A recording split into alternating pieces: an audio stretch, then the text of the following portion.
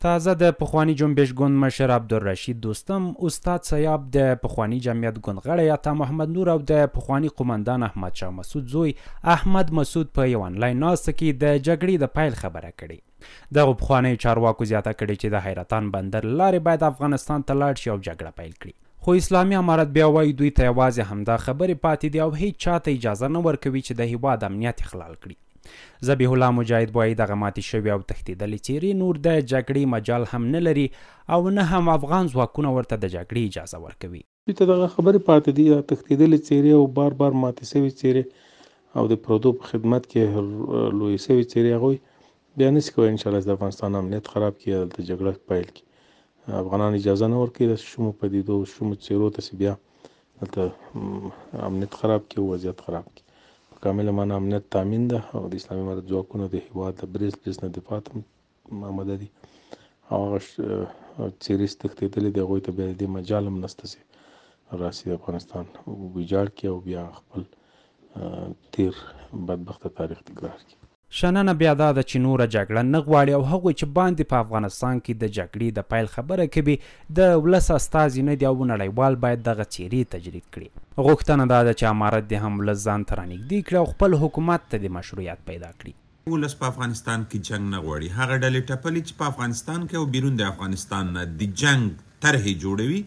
دا د افغان ولس نمایندګان نه دي او په افغانستان کې ځای هم نه لري او زه مطمئن یم چې هیڅوک هم په لاره ورسره نیسي. نړیوال هم دا څېرې باید وپیژني او تجرید سي. همدا ډول افغان حکومي فعلي سرپرست حکومت باید د افغانستان خلکو ته غېږه خلاصه کړي، افغانستان ته مشروعیت حکومت او دولتداري ته مشروعیت ورکړي، د سرزورۍ نه راکته شي، لاس واخلي او د افغانستان د خلکو دپاره دولت جوړ کړي، نه د یوې ډلې او ټپلې لپاره. باور دا دی په دغو څېرو چې له باندې د جګړې خبرې کوي نه نړۍ باور لري او نه هم افغان ولس. په دغه ناکامه او بدنامه پخوانیو څېرو باندې نور نه ملت باور کوی شي او نه نړیواله ټولنه، ځکه همدی وو چې ځانونه د جهاد او د هر څه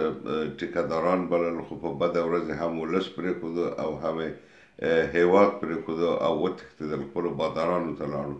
دوی په کومو سترګو او په کومو امکاناتو بیا